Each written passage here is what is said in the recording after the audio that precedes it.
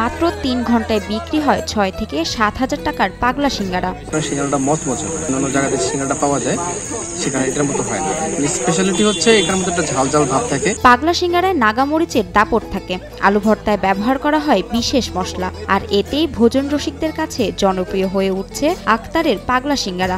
এক কথায় বলা যায় এটা একটা নাগা সিঙ্গারা, অনেক স্পাইসি, সাথে যে ঝাল, ঠিক আছে, আপনার চোখের পানি নাকের পানি একসাথে বের হবে। এলাকা জুড়ে আক্তারের পাগলা সিঙ্গারার বেশ নাম ডাক রয়েছে। অন্য সিঙ্গারার তুলনায় বেশি ঝাল হওয়ায় ভিন্ন স্বাদ পেতে ভোজন রসিকরা ছুটে আসেন আক্তার হোসেনের দোকানে। নিমিষেই বিক্রি হয়ে যায় ৫০০ থেকে ৬০০ পিস সিঙ্গারা।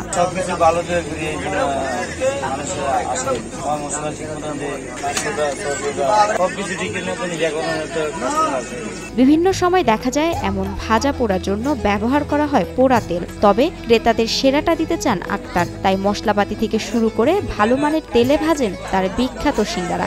এমনটাই দাবি আক্তার হোসেনের।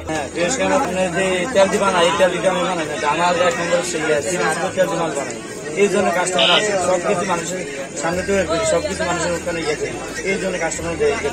আক্তার হোসেনের টিনের এই দোকানে সিঙ্গারার জন্য রীতিমতো যুদ্ধ বাঁধে। কার আগে কে নিবে এ নিয়ে হুলস্থুল কাণ্ড ঘটে।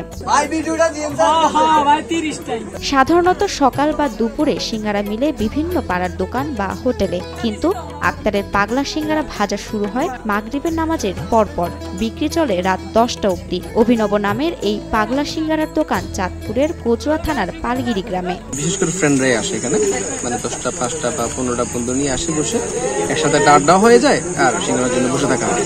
একসময় আক্তার হোসেনের সংসার চলত শুধু চা বিক্রি করে, যা দিয়ে সংসারের খরচ জোগানোই ছিল মুশকিল। কিন্তু সিঙ্গারা বিক্রির পর বদলে গেছে সব। মাত্র 3 ঘন্টায় বিক্রি হয়ে যায় 10 টাকা দামের এই সিঙ্গারা।